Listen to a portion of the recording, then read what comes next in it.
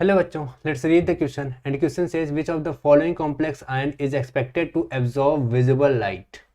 Okay, Zn NH3 6 2 plus, Sc scandium, S3 H2O thrice, NH3 thrice 3 plus, TiEn twice, NH3 twice 4 plus,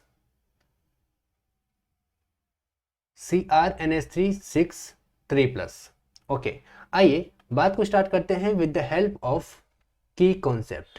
की concept, अगर हम की concept की बात करें तो की कॉन्सेप्ट कहता है कि देखिए, अगर कोई कॉम्प्लेक्स आयन विजिबल लाइट को एब्जॉर्व करना चाहता है तो वहां पे एक कंडीशन होनी चाहिए, और वो कंडीशन क्या है कि अगर कोई एक अनपेयर्ड इलेक्ट्रॉन या कोई एक इलेक्ट्रॉन लोअर एनर्जी से, अगर इलेक्ट्रॉन लोअर एनर्जी से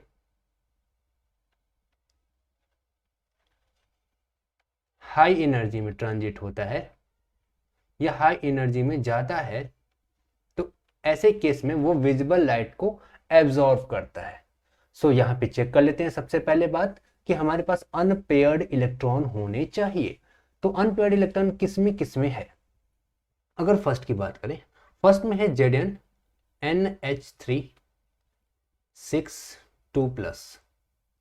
ओके, तो अगर हम यहाँ पे चेक करें तो यहाँ पे Zn किस ऑक्सीडेशन स्टेट में है? यहाँ NH3 की ऑक्सीडेशन स्टेट 0 होती है, तो Zn किस ऑक्सीडेशन स्टेट में पहुंच गया? Zn है +2 ऑक्सीडेशन स्टेट में। और अगर हम +2 ऑक्सीडेशन स्टेट की बात करें तो Zn वहां पर इसका इलेक्ट्रॉनिक कॉन्फ़िगरेशन क्या होगा? Argon 18 and 3d10।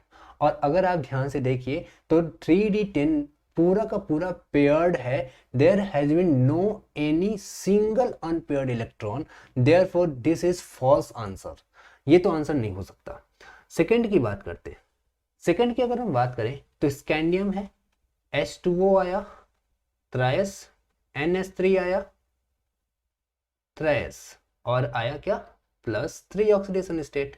सो अगर यहाँ पे हम ध्यान दें तो H2O की भी ऑक्सीडेशन स्टेट 0 है, NH3 की भी ऑक्सीडेशन स्टेट 0 है। स्कैंडियम की X मान ले या ना ही मानो तो भी ये बात बराबर ही है। स्कैंडियम की ऑक्सीडेशन स्टेट क्या हो जाएगा? +3। और ऐसे केस में इसका जो इलेक्ट्रॉनिक कॉन्फ़िगरेशन होगा वो होगा आर्गन 18 ओनली। ये तो नोबेल गैस हो गया, और नोबेल गैस तो पूरा का पूरा फुल्ली फिल्ड ऑर्बिटल्स होते हैं। ये तो अनपेयर्ड इलेक्ट्रॉन, तो यहाँ सिंगल अनपेयर्ड इलेक्ट्रॉन भी नहीं होगा, तो यहाँ पे दूसरा वाला भी आंसर गलत है। ओके, आइए बात करते हैं थर्ड वाले की। थर्ड वाले में क्या है? TiEn twice NH3 En twice NH3 twice. Okay, NH3 twice, और कितना है ऑक्सीडेशन स्टेट? +4 ऑक्सीडेशन स्टेट है, +4।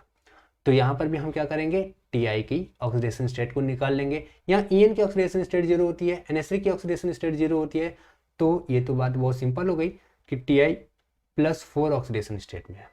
अब ये +4 ऑक्सीडेशन स्टेट में है, तो ऐसे केस में इसका जो इलेक्ट्रॉनिक कॉन्फ़िगरेशन होगा वो होगा आर्गन 18। अगेन से वही बात, यहाँ पर भी कोई अनपेयर्ड इलेक्ट्रॉन प्रेजेंट नहीं है, तो ये भी हमारा आंसर नहीं होगा। अब हम कह सकते हैं कि फोर्थ वाला आंसर हो सकता है, पर उसे हम एक बार चेक कर लेते हैं।